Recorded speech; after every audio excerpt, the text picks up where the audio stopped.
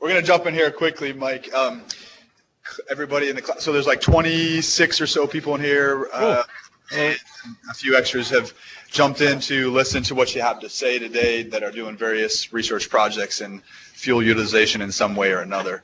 Nice. There's a lot of sports nutrition students that are kind of more in the trenches working with the athletes as well. So we have a real applied audience here, which is kind of your forte. So this will be great. So for the class, I met Mike at a conference years ago, and from then we were always talking about research and various things over the years, and he's just really been graceful to come on board with us today and give us a few minutes of his time about metabolic flexibility. So because we're late, I'm going to let you jump in, Mike. Just give us your 2-3 minute elevator pitch on what these guys need to do to be in your seat someday, and then we'll jump into it. Cool. And then just so I know for time, about how long do you want the lecture part to go? We've got until 4:50, so as long as you need, we've got still have an hour. About an hour total. Okay. So okay, cool, awesome. Yeah, thank you for letting me do this for you. Greatly appreciate it. Thanks to my wife who helped set everything up here. Basically, my background, I did a PhD in exercise physiology from the University of Minnesota here. My research area was actually on metabolic flexibility. I ran into that by basically running away from a graduate program in biomedical engineering because I got tired of doing math. And I literally sat down with my advisor in exercise phys on the first day, and he's like, hey, we got 2 new projects. One of them's on heart rate variability, and one of them's on metabolic flexibility, and they both involve a fair amount of math. And usually if you're an exercise phys student, you don't take a lot of math. So he's kind of looking around the table, and I'm sitting at the very end, and he kind of points. He's like, you, math boy, whatever your name is, these are your projects now. So unfortunately, that's how I ended up into it, which turned out to actually be pretty fortunate because I think it's a pretty fascinating area. So I started that in 2006, presented on some of these concepts to DARPA, so the Defense Advanced Research Projects Agency. They're like literally the people who developed the ARPANET, which is now the intranet. GPS, did a lot of cellular technology. So that was super interesting. So they were looking at, the presentation I did was metabolic flexibility for soldiers. Those are a way you can train their metabolism.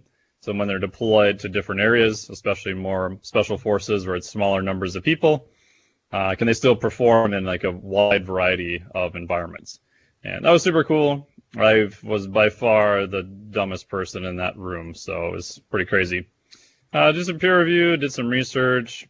My master's is actually in mechanical engineering, more biomechanics, Bachelor of Arts in Natural Science. I did the CSCS through the NSCA. I did the CISSN exam through the ISSN, so Certified Sports Nutrition. And I own my own company right now. I'm a faculty member at the Carrick Institute, so they primarily do functional neurology. So I'm helping them develop a whole program on human performance with myself, Dr. Kenneth J., Dr. Freddy's Garcia. So real briefly, we just took and said, okay, if we want kind of a postgraduate level class on everything you would need to know for human performance, what would that look like? So that actually starts this October. And you'll have to travel at least 4 times a year for the practical part, but the rest of it is a flipped classroom, so it's all online, which allows people access to that. And then I also teach online for Rocky Mountain University and Georgia Southern University. So the only thing I guess I would add to this is a lot of these things just sort of happen by going out and doing different things and showing up to different conferences. I mean, the first time I went to ISSN was probably 10 plus years ago, I think now. And I literally just showed up and didn't really know anyone there at the time, and met people along the way and got to present there in 2011, a couple times after that. So I would encourage people, if there's something you're interested in, just, take your time and go in that direction. Odds are you'll, probably meet people along the way that might be useful, might not. I mean, I've been to a lot of conferences where I didn't really talk to anyone and nothing came out of it, but I've been to other conferences where I meet guys like Lou Schuler in a couple months who are doing a feature on metabolic flexibility for the cover of Men's Health. So never know what'll happen along the way. And that's just more of a graphic. I helped with a couple books, one of them on dietary protein resistance exercise and a bunch of other stuff. So basically the short version is I like lots of dark music, dark coffee, and dark beer. So you can think of three things, those would be the three. So for this one, I'm going to try to present at kind of middle of the road, right? So we'll have some technical terms, but we'll make sure we actually define them. So most of it will generally be in English. So I always like having a big picture kind of quote. Stephen Pressfield is kind of one of my favorite authors. He said, turning pro is a mindset. If we are struggling with fear, self-sabotage, procrastination, self-doubt, etc., the problem is we're thinking like amateurs. Amateurs don't show up. Amateurs crap out. Amateurs let adversity defeat them. The pro thinks differently. He shows up, he does his work, he keeps on trucking no matter what. So I really love that quote because sometimes it's easy to get bogged down in all the details, deadlines, and especially as a student and everything else that you have going on. But if you just keep moving forward, usually good things become of that. So this presentation, in terms of the big picture, is how do we use body composition and how do we also look at performance at the same time? So obviously we could skew things a little bit more towards body comp. We can skew things a little bit more towards performance.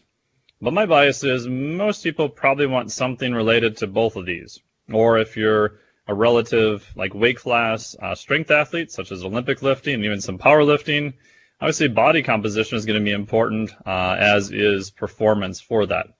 And with the general population, most people there are probably looking for body composition changes, but no one really wants to go to the gym every day and start seeing their performance starting to trend down. That's very demotivating. So one thing I do, this is slides that I custom created from a certification I do, which is just Flex Diet. So the problem I had initially when I started all this stuff is I spent all my time thinking about the physiologic impact. And what I realized when I started working with clients that while the physiology is definitely super important, so is a client's ability to actually change. So I just came up with something I just called leverage, and I said it's the physiologic impact times the client's ability to change. So it could be physiology and also psychology. So for example, I went through and then just kind of rated different interventions. So things like dietary protein, which I'm sure you've learned a lot about, especially from Dr. Ornsby there. Very high physiologic impact and pretty high ability to change, right? You could use a supplement, you could add more protein. I find most clients do pretty good with that. So I'd say protein maybe a 9 or a 10.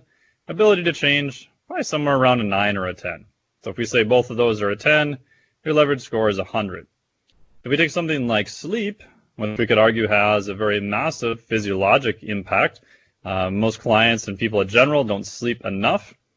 But I found that the ability of clients to make changes to their sleep is very hard. Just trying to get someone to go to bed 20 minutes earlier, very hard. So physiologic impact of sleep may be a 9. Ability to change, maybe a 1 or a 2.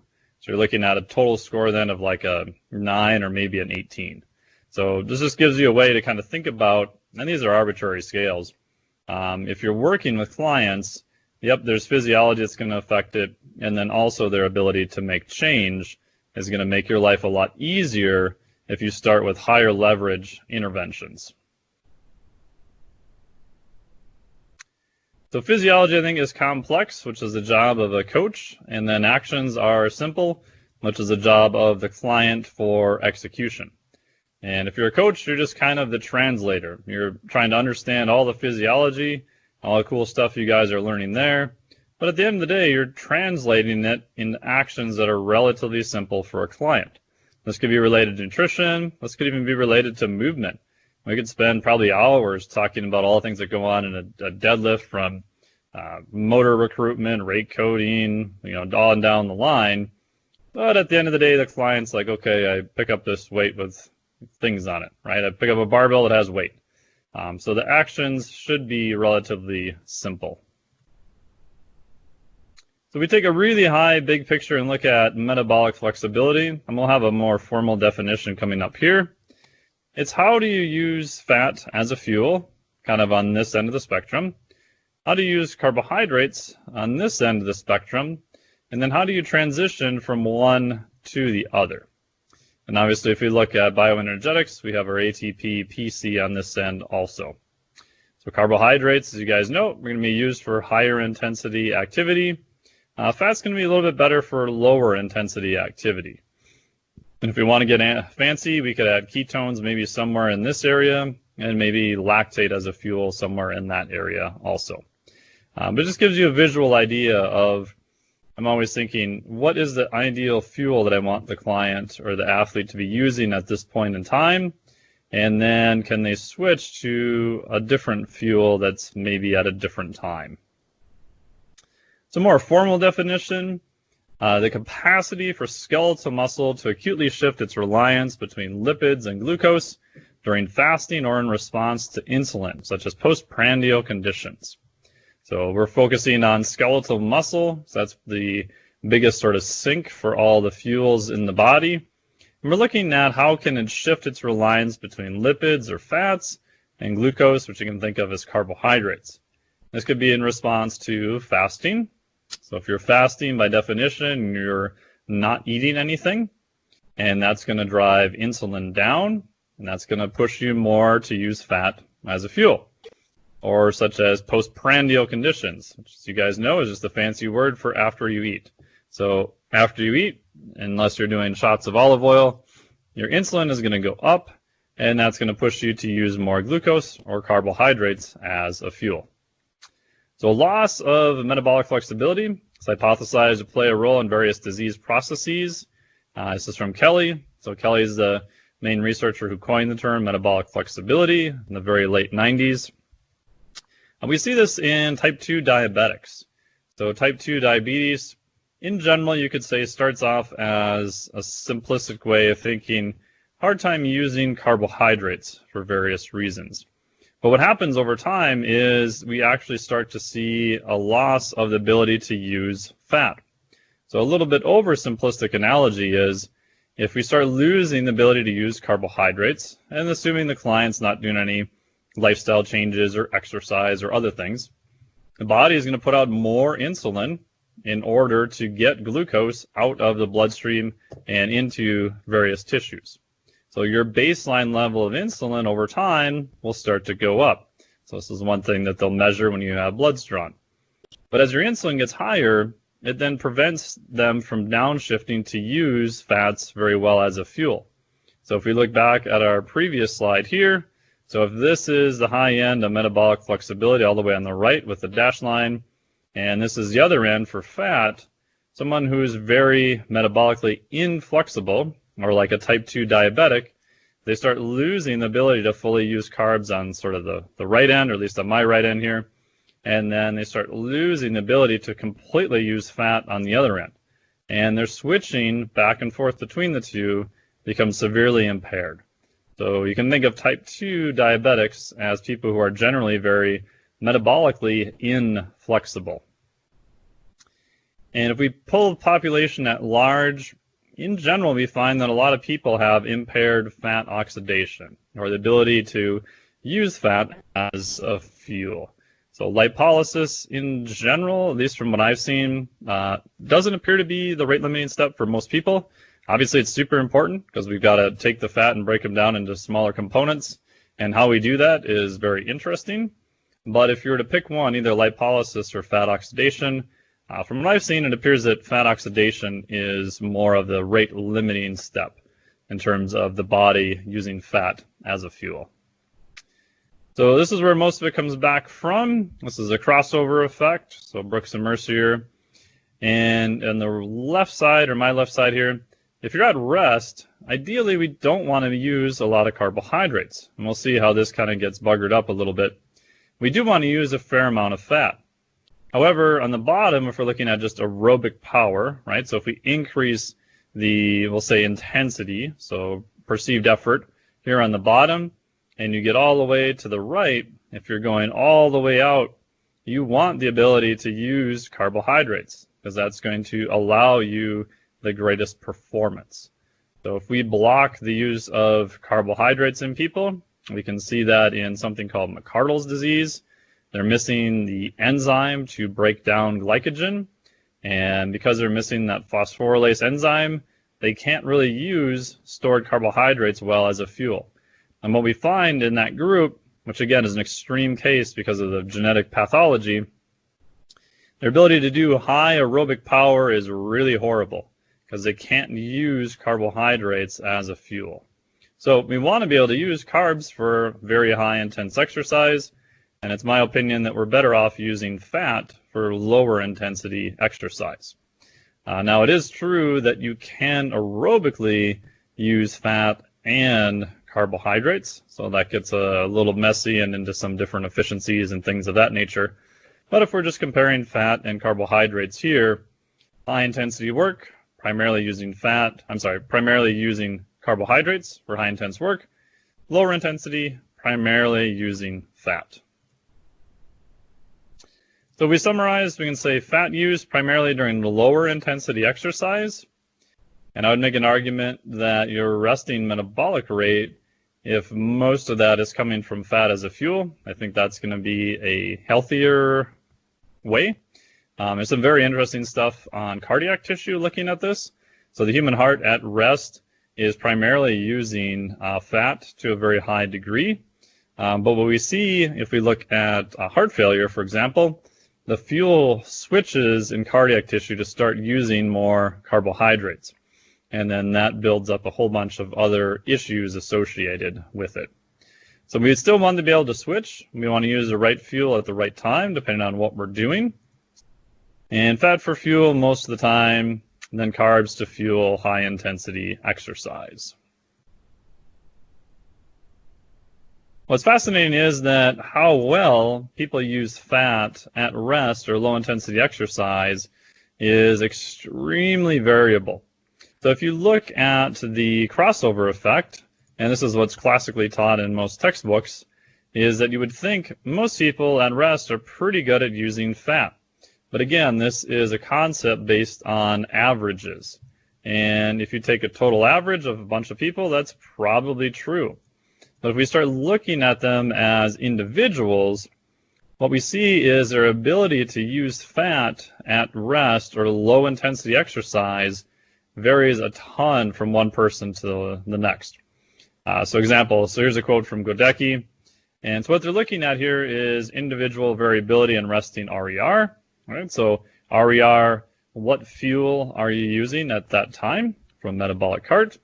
So from 0.72 up to 0.93. And even persisted during exercise or increasing intensity. So this corresponds to a relative rate of fat oxidation that ranged from 23 to 93%. What they did is they had people that they grabbed, these were not necessarily elite athletes, hooked them up, fasted to a metabolic cart, and for a low intensity work, they're seeing RERs from 0.7 all the way up to 0.93. So in theory, you should be seeing most of them at a lower end, right? Especially after you get through the first couple minutes. But what this is telling us is that some people have a very hard time using fat at a lower intensity. I saw this also in a study that I did, which was from JSCR.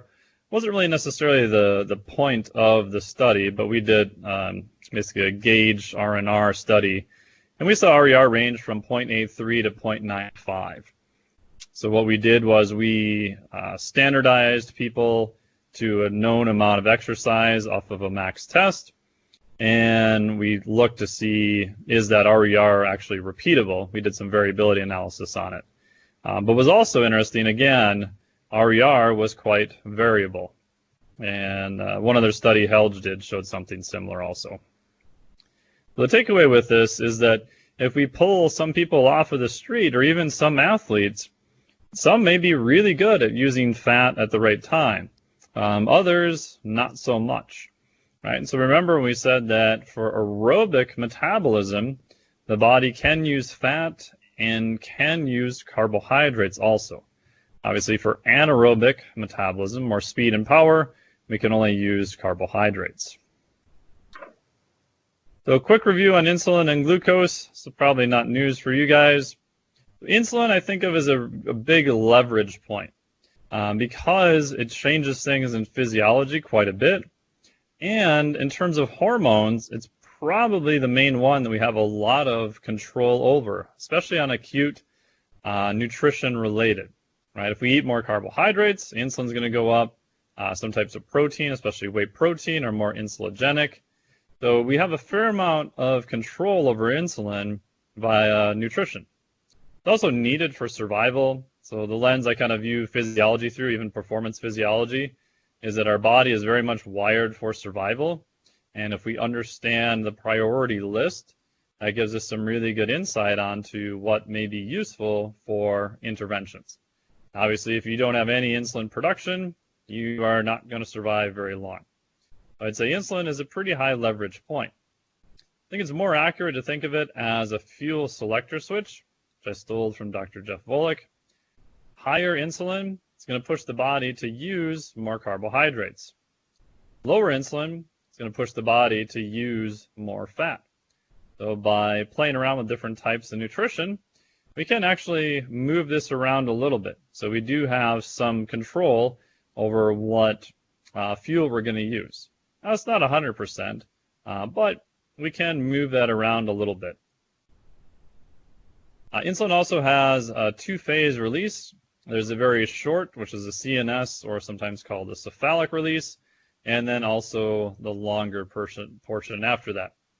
It's also very variable from one person to the next. One thing on this too, if you want to get super fancy, there's a blood test you can look at that will tell you more of the cephalic release related to insulin. So if we do a blood stick, we can look at fasting glucose, which gives us some pretty good ideas. We could look at like an HbA1c, which is going to give us about a 3-month average of blood glucose, right? Because we're looking at glycation on hemoglobin. And there's another marker that we can use that'll tell us this very short-term CNS portion. It's called glycomark. And sometimes I've seen blood work actually from my wife where her fasting blood glucose was fine, her HbA1c was fine, but she felt kind of funky after eating meals that had a large amount of carbohydrates. So we did a glycomark test, which tells us more of this short phase insulin release, and it was really screwed. So that's probably telling us that she's got pretty stable blood glucose, but once she has a meal, it'll spike up super high and then drop super fast. So it's not staying elevated long enough after a meal to actually change her average. Then you can do really fancy stuff and put on like Libre Freestyle, like a continuous glucose monitor. I just had another one this year again, and that'll sample the interstitial fluid about every minute. And then you can look at these curves of what's actually going on with blood glucose in response to food and exercise and everything else. So they put just a little, looks like a quarter they stamp on the back of your tricep, and that'll stay on for about 10 to 14 days, and then you can download that data. So pretty cool stuff with technology that allows us to look, even at a consumer level, into these things. Insulin, of course, is anabolic, building up, potentially be both fat tissue and muscle, and it's just basically going to shove substrates into tissue. So get it out of the bloodstream, put it in somewhere else. And what's interesting too is that very few hormones are the opposite of insulin, or actually the same. I should say a lot of them are the opposite. So growth hormone is the opposite, cortisol, glucagon, maybe even epi, norepi. So the only one that's similar to insulin you could argue is maybe leptin, although that's over a little bit of a different time course. So if insulin is not working well, a whole bunch of stuff is probably going to not work well in the body. So in terms of metabolic flexibility in appetite, we don't have a ton of data on this. So this is kind of a theoretical slide. So in theory, if you're running on carbohydrates, smaller drop in carbs could signal body to consume more carbohydrates. There is some data to show that kind of the gain of the system gets altered. So again, if you go back to your body is based on survival, if it thinks that you really can't switch away from carbohydrates very well, it's probably not going to tolerate violent swings in glucose. Right? You can look up something called glycemic variability. At least in type 2 diabetics, glycemic variability is a pretty high risk factor that more people are looking at right now. If we're running on fat, instead of triggering hunger, maybe your body could just shift to use fat as a fuel. So in terms of these theories, they've been around for a while. This one's from John Mayer about 50 years ago. Kind of sort of been disproven, although I would say that I think it's very individual specific. I've seen some people who have anecdotally reported symptoms of hypoglycemia, but I had them do just a blood stick, and their blood glucose was actually fine. So there's, again, some data that that gain can get changed, where they can't tolerate much swings in blood glucose. If you want to go crazy down that route, you can look up the glycostatic theory of appetite control. What we know about appetite control now is that it's way more complicated than that. So you can think of the analogy of like a bathtub. This is actually from where I was in Costa Rica a couple of years ago. So insulin is one of these signaling hormones for how much sort of fuel is coming in. You can think of, if we put a drain on the bottom of this, the drain or the sink where it's going out is more muscle and how much is being burned. So there's some interesting theories which I would tend to agree with, that the more coming in, if we can have a bigger sink or drain on the bottom, then we're going to have a greater flow through, and we're probably going to be okay. Meaning that if you really exercise a lot, you can probably get away with maybe not the best nutrition. Now again, I wouldn't say that's the best way to go, but if you work with even some elite athletes, it's amazing what they can do on what they eat, which a lot of times is not really that good. I think if we have enough flow through the system, we could probably get away with things that we wouldn't normally. It's from Stephen Guyette. The overall literature suggests that people with high insulin levels do not gain more weight or fat over time than people with low insulin. So if you're looking only at a single variable, right? So if we just take insulin and say, ooh, let's look at an insulin test and determine if you're overweight or not, it doesn't work quite that way. So what we find is that physiology is extremely redundant, has multiple backup systems. It's very complex. I often joke that it's associated with kind of every bad engineering word known to man. It's nonlinear, it's chaotic, it's anisotropic. So trying to pin one particular thing on one physiologic variable doesn't work quite that well. However, if we do look at people who are consuming more calories than what they're burning, then higher levels of insulin do seem to be a little bit associated with poor body composition. What do we do more on the application side? One of the terms I use is called matched macros, or just MM. So if you're going to do something, there's two ways to look at it. You can have what's called a eustress model or a distress model. So a eustress model is stress that your body can more easily recover from. So if you're doing intense exercise, so some weight training, some metcon, some intervals, I would argue that using carbohydrates as part of your nutrition to fuel that exercise, that's going to be a good thing. We're going to see increases in performance. And we've got tons of studies to show that. So I'd argue that having a little bit of higher insulin at that time is probably going to be a benefit. It's going to push your body to use a few more carbohydrates. And this kind of happens anyway in healthy people, so it's not like we have to worry a lot about it. On the flip side, though, for lower intensity exercise, I'm a big fan of doing more fasted cardio. That gets into the whole debate about, is fasted cardio really better for body composition or not?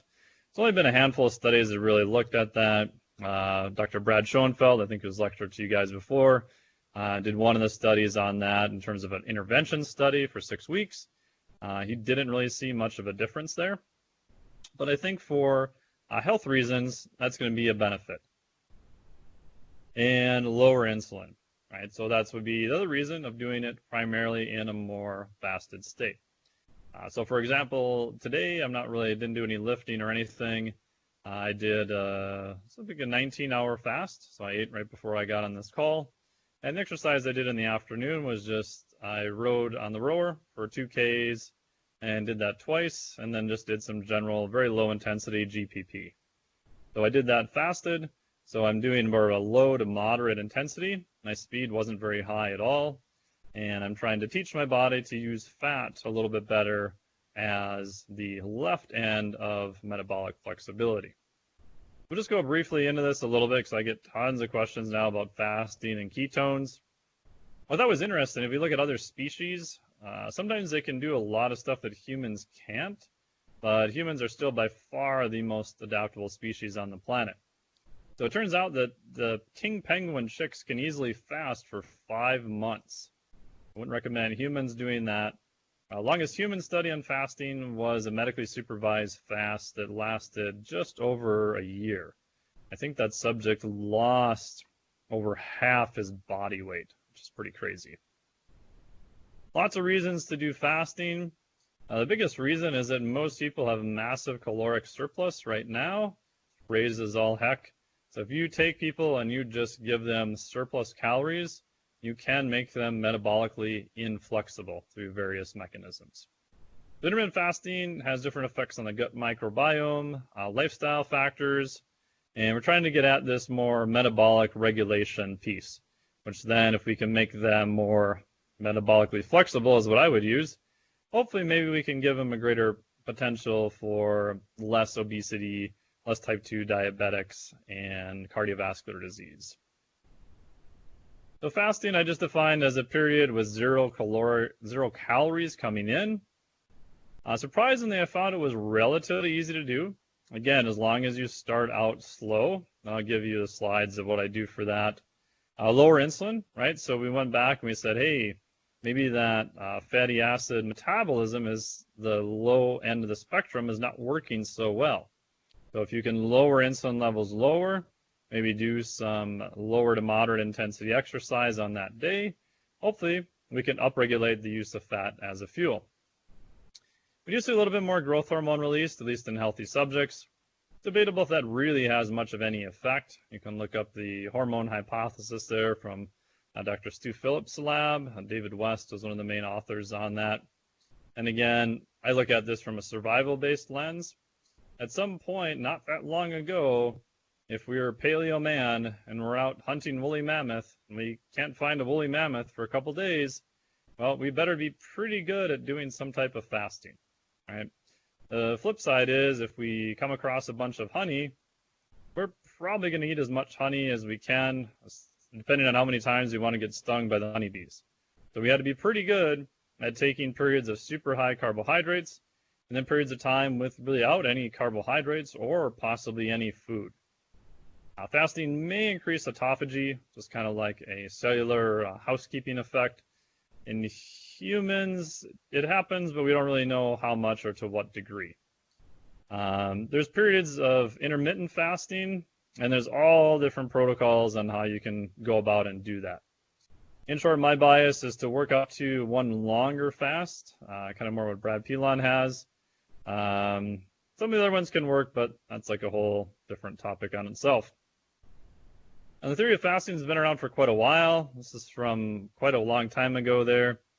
Fasting, the history, pathology, and complications. There's one study I found even from 1974, looking at fasting as an intervention, possibly for different metabolic conditions. This is how I would sum up the fasting research in humans right now. Don't really know. And again, this gets massively complicated by fasting. When you type it into the old PubMed, you get all different types. So you could have alternate day fasting. You could have some type of modified fasting where they allow some days to be very low caloric days. You could also have time restricted eating, like the 16-8. So you're going to fast for 16 hours and then you're going to eat within an 8-hour window. But even just the term fasting is to be quite confusing pretty fast. No pun, well, pun intended. So you can look this up. This is a pretty cool paper and it just defines the different types of fasting. So even with some like modified fasting regimes, allows a consumption of 20 to 25% of energy needs on a scheduled fasting day. So I would argue that's not really fasting, but we have to use kind of similar terms and be aware of how they're used. So just because the title of something says they did fasting, like all things, you want to read the paper and see what type of fasting did they actually do. This is one of my favorite studies on fasting. And what they're looking at here is metabolic changes. And they compared this from lean and also obese individuals. And I know this is like a complete utter eye chart, but what they did is they measured post-meal, lean, and then a 48-hour fast. So we got post-meal, 24 hours, 48-hour fast in lean people, and also the other group was obese subjects. And they measured a whole bunch of different parameters, which you can look at here. What I thought was really interesting, though, if we look at the respiratory quotient, right, so their RQ, after a meal in lean subjects, it's 0.94. In obese people, it's 0.87. So it's not coming up as high as we would expect in a healthy person, right? So they're not able to shift as well to use carbohydrates post-meal. And then we look at what happens in lean people after 24 hours. As you would expect, their RQ starts going down, right? So 0.82. What we see in obese people is it's also 0.82, but keep in mind they started only at 0.87. So relatively speaking, it hasn't dropped as much. Again, we look at 48 hours, 0.77, and then 0.78. So it's getting closer to about the same absolute marker, so to speak, at the end of a 48-hour fast, which tells me that even in obese people, if we have a big enough intervention, maybe like this case fasting, where they were not consuming any calories, it may be a way to shift them and to shift that respiratory quotient. So if they're not very good at using fat and they maybe don't want to exercise for whatever reason, then I think fasting may be an alternative, or at least something that they could do to upregulate that use of fat. And this is just a slide for you to play around with to look at autophagy. There's a whole bunch of stuff going on with that. So again, my bias is I like intermittent fasting, meaning no calories for a period of time. What is interesting, though, from a performance side, is that if you do intermittent fasting compared to a ketogenic or a high-fat phase, it won't decrease your body's ability to use carbohydrates. And I'll show you, we have some more coming up on that. Although I wouldn't say that fasting is necessarily superior for health parameters. The little bit of data we have on that doesn't really show that it's vastly superior. Now, this may change for certain diseases, and we may find that from an adherence standpoint that fasting may be easier to adhere to. Data I've seen on that is pretty mixed. But the caloric deficit is the main thing that kind of trumps everything else.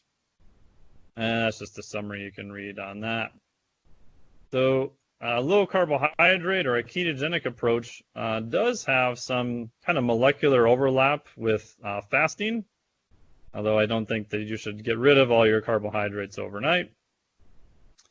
And unless life also gives you water and sugar, your lemonade is going to suck, right? So not necessarily having to remove all carbohydrates is a good thing. The difference in a ketogenic diet, right? So very high fat, low carbohydrates, probably less than 50 grams of carbs, is that we see a drop off in speed and power, which is what we would expect if we're restricting the fuel that we need. And what's interesting is even when you replete them with glycogen, that speed and power does not come back right away. So initially they would run a high fat study. They would give them just a crap ton of carbohydrates before a big event, and their performance wasn't necessarily any better. So they looked and they started, sticking them with needles. They found that glycogen was still present, but their speed and power had dropped off between 1 to maybe up to 10%. And that's because there's an access issue via PDH enzyme. So PDH is kind of the gatekeeper to glycolysis. And what we see is on a high-fat, low-carb diet, those PDH changes do not let you access carbohydrates to the exact same rate. And what we see with intermittent fasting is that it doesn't appear to have any change in PDH. So we could do a day of fasting. We could get most of the acute benefits of a ketogenic diet, especially low levels of insulin. Then we could come back the next day and have pretty high levels of carbohydrates and still have the ability to use them. So again, it's not necessarily the substrate that's present, it's more of an access issue. So how well your body can then use them. And you can look at this column. I talked a little bit about that with Andy Gilpin there. So a couple more slides and we'll answer any questions you guys have. I just put these in mostly just for you guys to follow. Somebody really wants to do a ketogenic diet, they probably need to measure their blood ketones, and they're trying to use it to treat, quote unquote, any type of disease process. Obviously, they have to work with a health professional or physician to do that. And if they're in a caloric surplus or not will make a huge difference.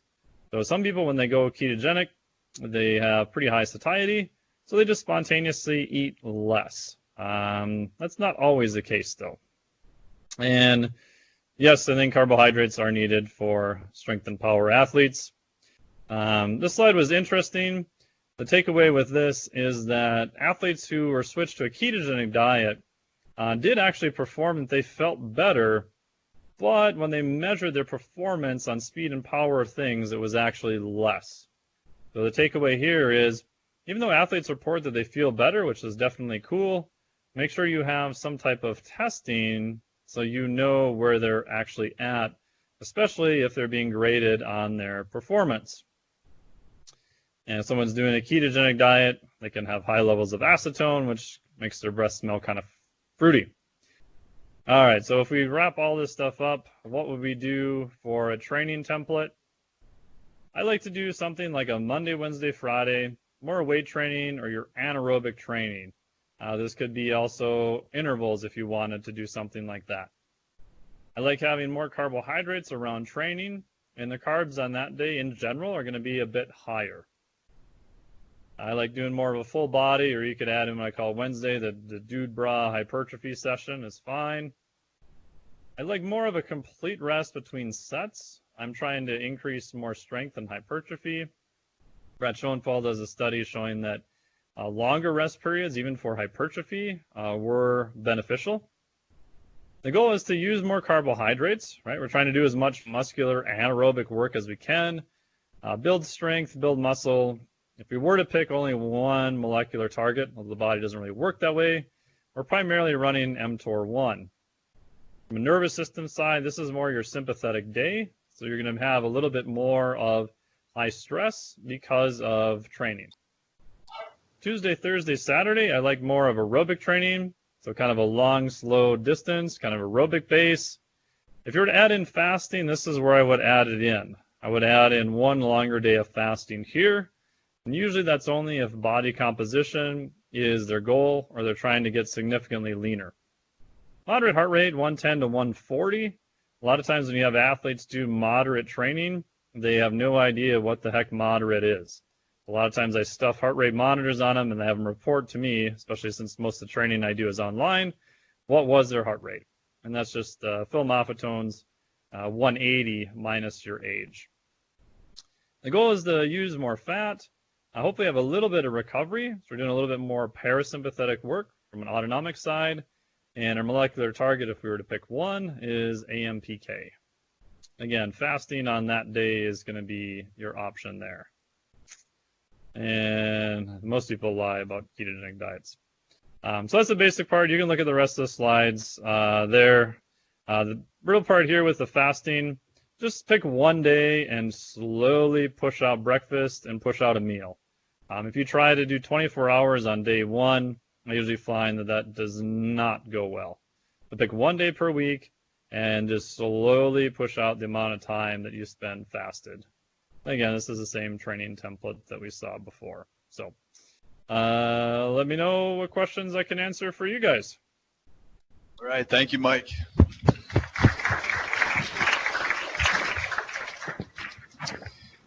That was great. We covered all sorts of areas there. Yeah, kind of all over the place.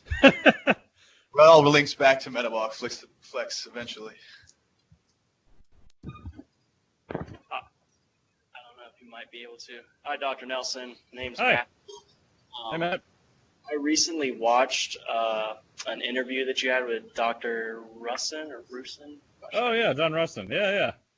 And you were talking about how you use heart rate variability with your when you're doing training with people, and you talked about how a lot of your CrossFit athletes would tend not to go with you because you would tell them, well, your heart rate variability looks a little wacky. Maybe you should stop training as hard. And so I just wanted to see if you could elaborate on how you use heart rate variability and how that determines what kind of overload training you might do with people.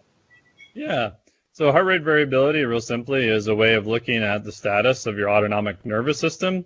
Are you more parasympathetic, which in general is rested and recovered, or are you more sympathetic? And with a lot of CrossFit athletes, is they tend to be very much on the sympathetic side.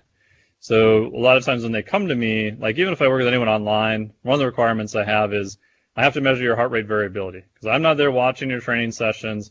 I don't know what's going on. I need some marker of the response of your physiology. HRV is not perfect, but it tells us a fair amount about their overall stress. And if I see them have a significant drop in heart rate variability, so less fine scale variability means that your sympathetic stress went up. So that's like in that template, I'll have Monday, Wednesday, Friday as more the sympathetic days, more weight training, higher amounts of carbohydrate use. It's kind of the right end of metabolic flexibility. That's going to give me around 48 hours for their nervous system to recover before we do that again. Some athletes may need longer than that, but that's a pretty good starting point. But if you have a CrossFit athlete, a lot of times they're doing high intensity stuff, 5-6 days a week, 1 a day, 2 a days. There's some nut jobs doing like 3 a days now. And I find that over time, if they're just way too sympathetic, their performance starts dropping and they start becoming into an overreach scenario relatively fast in some cases. So if they're not willing to modify that training, then they kind of sort of self-select themselves out and don't end up working with me. The little quick part on that too is that most of them are rewired, so they're addicted kind of sort of to the fatigue, not necessarily progress. So they judge their session by, oh man, dude, I crawled out of the gym today. It was just, it was the best session ever. Like, well, maybe, maybe not. Maybe you got, some great PRs, then okay, that's kind of a byproduct. But if your marker is only by how hard and how demolished you feel when you left, over time what I've seen is their performance starts to trend down. And if you don't have any marker to show how much stress that's putting on your body, then you're just going to end up getting more burnt out and injured, and it's not going to go well. And then if I'm working with them, then I'm kind of, in essence, kind of liable too because I allowed them to happen. Thanks, Mike. Yeah. Running around the room like Oprah again. Hang on. There you go. Oprah. Hi, Mike. Hi. I'm Alex. Hi, Alex. And I was wondering, what kind of differences in gender have you noticed, like in regards to metabolic flexibility and how men versus women respond to different kind of diets or use different fuel sources? Yeah, it's a really good question. From what I've seen, I don't think there's that much difference. There's some older data that, females are a little bit better at using fat, but I think a lot of those studies are because they didn't necessarily standardize the amount of work comparative to the individual per se. So if you have a population, in general, women tend to be not quite as strong as men just because they're usually smaller. However, if you make it relative to their body size, or we look at muscle fiber, or we pull out actual tissue, even with strength, we don't see that much of a difference. And especially if you look at even women's powerlifting now, we're seeing women pulling just mind-boggling numbers, right? So they're dramatically making more strides than males in terms of records, things of that nature. So with metabolic flexibility, I don't think there's that massive of a difference. There's some stuff around estrogen in particular times of the month that may shift fuel usage. There is some stuff with women who may have PCOS. So if you have PCOS, my bias is that's similar to metabolic inflexibility with some other things in there. So some of the diseases we see are a little bit different, but in practice, I don't really use gender at all for any real, I would say, things I have clients do. I just base it off of assessments and go from there. I do find that some women may have a little harder time with fasting, and I think that's because normally they come in much more likely to be in very large caloric deficits compared to men. Once we kind of normalize that or kind of work through that, I don't notice as much of a difference though. I'd say just based on, gender, I don't see a huge difference, and haven't seen a lot of stuff that's looked at that in the literature. Thanks, Mike. Yeah. Hi, Dr. Nelson. My name is Marissa. Hi. I'm curious about what type of factors do you think play into the reduced ability to oxidize fat? Oh, yeah. That's a good question. So like I said, lipolysis, probably not the rate limiter, which is why things like caffeine and things that increase lipolysis probably don't make a huge difference. There's a really cool open access paper called the Randall Effect Revisited. If you want to go down that path by looking at how much substrate is present in the blood in terms of dictating fuel usage. Obviously, nutrition makes a huge impact. I think insulin's probably the biggest leverage point.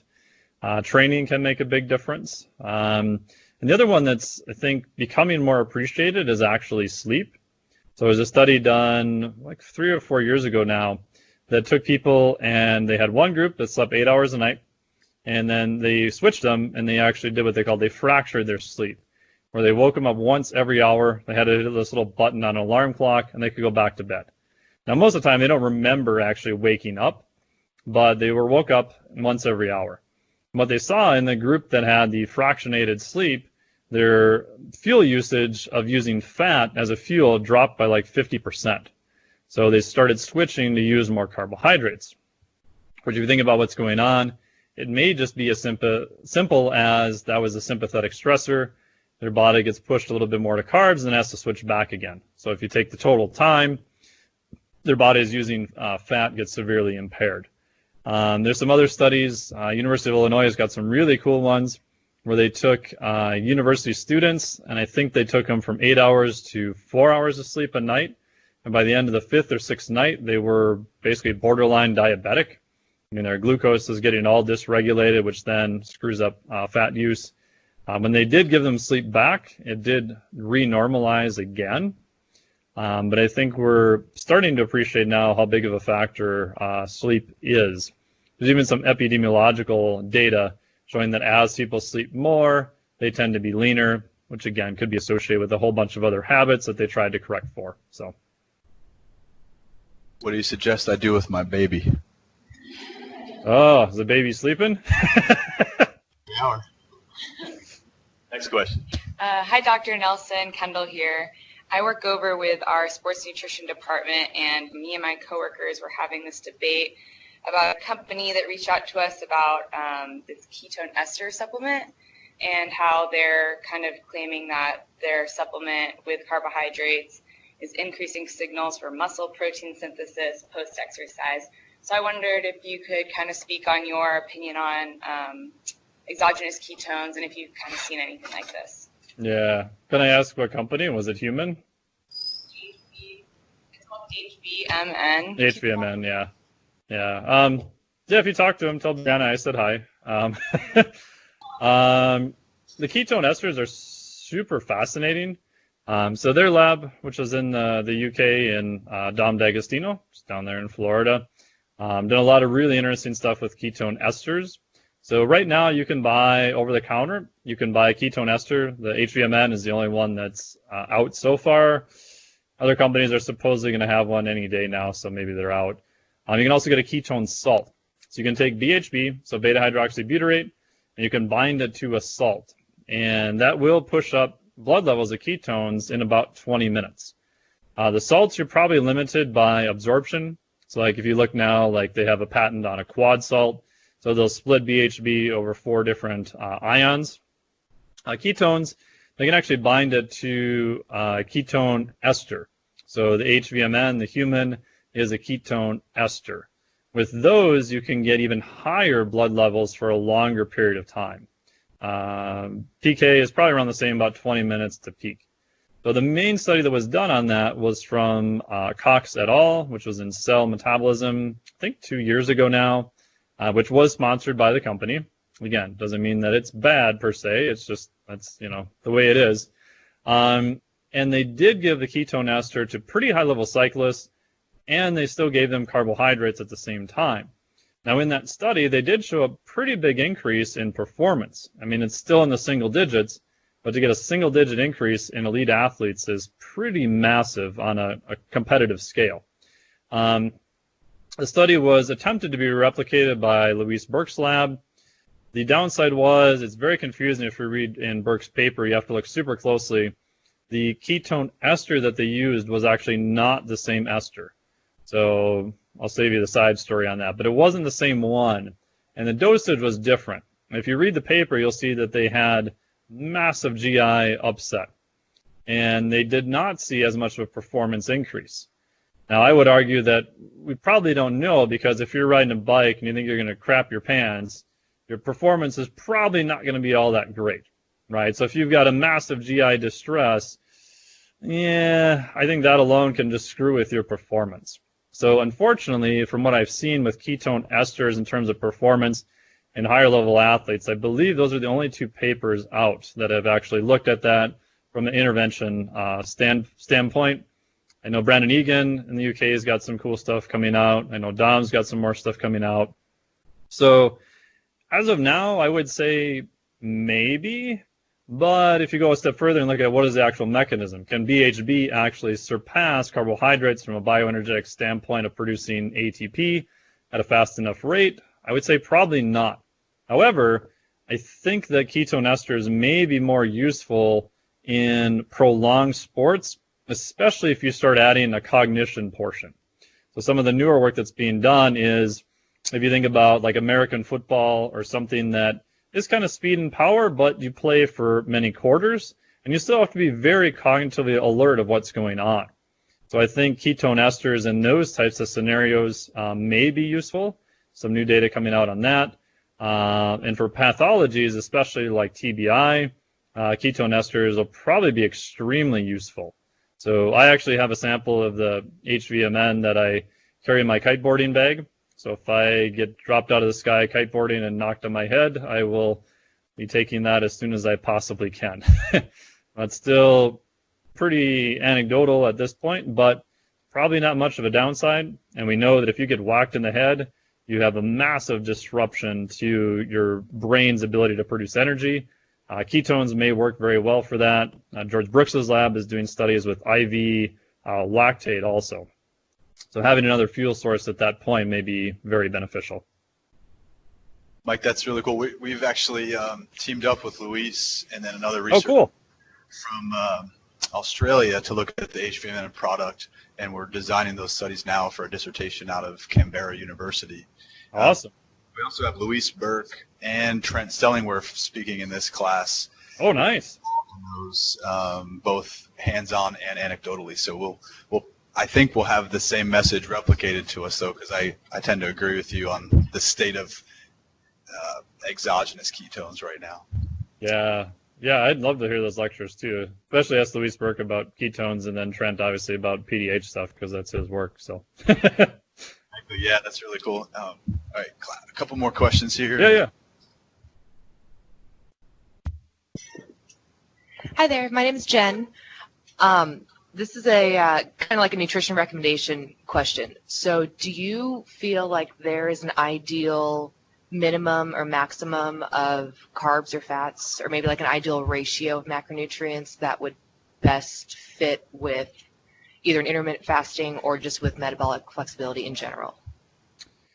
Yeah, so I would say in general across the board, protein I'll usually set first at around 0.7 grams per pound of body weight. So obviously the research is all in metric, but it's just translated so people can make sense out of it. That's probably a min. You can go up to 1 gram per pound. It's probably a surplus, again, depending on who you ask and what percentage of the spectrum you look at and things of that nature. Fat, I'll normally have 60 to 80 grams per day. So I always like talking in grams, because if you do percentage of macros, if their calories start moving around, it just gets incredibly confusing way too fast. That's probably a min. I think in healthy people who are exercising, you can probably go over that. If you start getting around, 30 or 40 grams a day, especially in women, it's just an utter train wreck. And if you've ever tried to do that, man, you get so sick of egg whites and all these bland, icky foods like super fast. In terms of carbohydrates, a min I would generally see if they're not trying to be in a ketogenic diet. I don't like much people going below 100, 120. And that's total grams of carbs. So obviously fiber, things like that are included. You start getting in that 50 to 100 grams of carbs without being keto. I call that the metabolic no man's land, where you're not quite ketogenic, you don't really have enough carbs to feel very good. And the high end on carbohydrates, oof, I mean, I'll push that pretty high in strength and power athletes. I did just a call with some work with a pretty high level CrossFit athletes, qualified for regional 7 times. And he was at 2-a-days, Monday through Friday, and he was eating 530 grams of carbs a day. And he was like legit like 7% body fat. So I think carbohydrate amounts vary a ton. And so I'll usually set all that stuff up first, find a place where they're weight neutral and performance is good, and then decide, okay, do I want to just whack off X amount of calories per day, or do I want to have them work and do like some type of fasting on an aerobic or an off day? And usually I just leave that up to the athlete. For like myself, I would rather have 1 day of fasting and be able to eat a little bit more the rest of the week. Some athletes are like, no, I hate fasting. It sucks. It's a horrible idea. I'll just eat a little bit less each day. So in a nutshell, that's kind of how I would set it up. Thanks, Mike. Yeah. Hey, Dr. Nelson. Caesar Hi. here. So you described how metabolic flexibility is typically measured via RER, and then you also referenced how there's a high degree of inter-individual variability. Have you seen the use of other potential biomarkers as indicators of metabolic flexibility? So you referenced George Brooks earlier. He's kind of the king of lactate, right? I think he recently published something where he said that blood lactate, I think in addition to RER, could be used as a combination to sort of control for some of that variability. I'm wondering if you've seen that or other research in that area. Yeah, so that was a super cool study that he did. And his argument, which I agree with, I mean, I got his bioenergetics book here that I try to still read once a year, which is phenomenal. My advanced exercise phys students hate that book, though, because it's complicated. But, yeah, I think you can use lactate as a marker. I mean, the study he did on that was super well done, super fascinating. And that's kind of one of the buggers of metabolic flexibility. There really isn't, I would say, a gold standard. There is on the definition of what it is, but what test would you do to assess that? So sometimes they'll compare RER or RQ to food. Right? So we give you a crap ton of carbohydrates. Does that force you to switch over from measurements from indirect calorimetry? Some of the stuff like George Brooks stuff says don't even bother, just measure lactate. Some of the other stuff would say, well, if we do like an insulin clamp, we can get some pretty cool data from that. So hyperinsulinic, euglycemic clamp. The argument with that is that, well, that's supraphysiologic levels on both. Maybe that's not even representative of how the body works inside a physiologic range. So maybe it's not that applicable. I was looking at briefly trying to do changes in RER. So RER variability with steady state exercise, that if you watch the RER, it'll kind of move around a little bit. So just like heart rate will move around a little bit, it's fine scale variability and heart rate variability. Can we have RER variability? And does that match another marker for metabolic flexibility? If it does, you could have, like fitness clubs, just measure that on people who may be even very detrained because it's a low-level intensity. They don't need a blood draw. They don't need a blood stick. They don't need anything else. So that may open up the ability to screen other people. So that's why I did the Gauge R&R study. Unfortunately, the follow-up study hasn't been done yet. So, yeah, I think we're still trying to figure out, what exactly is kind of the best markers and what is kind of the gold standard. All right, last question for you, Mike. Hi, my name is Jackie, and I was just wondering, when you're running the metabolic efficiency tests, if you have determined like an ideal crossover point, like during those tests, like as intensity increases. Yeah. No would be the answer. In theory, what I'm trying to do is see if they even have a crossover. Some athletes don't, which is mind-boggling. Like they're so tuned to using carbohydrates that the crossover point kind of goes away. Now, that may not affect them on a pure performance standpoint. If you can just keep enough carbohydrates running through them and they're highly competitive, I would argue maybe from a health standpoint, that's probably not going to be the best thing long term. But from an athletic standpoint, as long as your carbs are coming in, you're probably okay.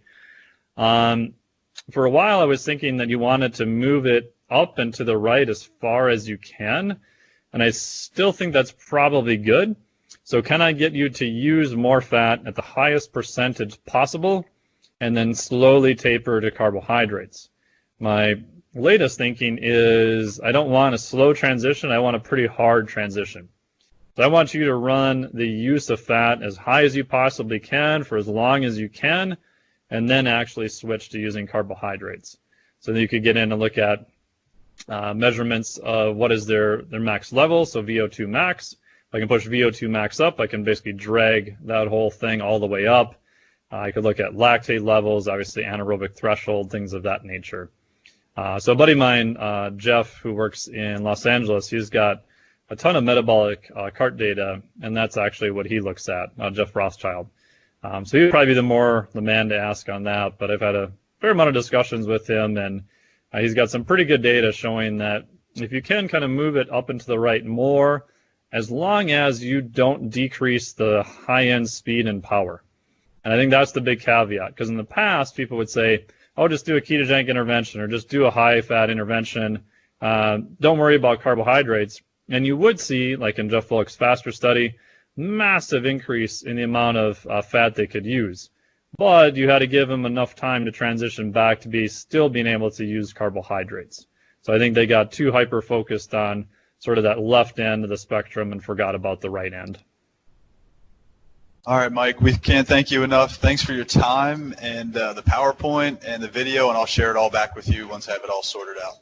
Cool. Awesome. Yeah, thank you very much for having me do this. I really appreciate it, and thank you guys all for the wonderful questions. That was awesome. Thanks, man. Take care. Cool. See you guys. This is Dr. Mike T. Nelson here, and I hope you enjoyed the lecture I gave to Dr. Mike Ormsby's class. Thank you very much to him for inviting me in. If you're new to this and you want to know all about the Flex Diet, just go to www.flexdiet.com. That's FLEXDIET.com, and that has all the information there. Thank you very much.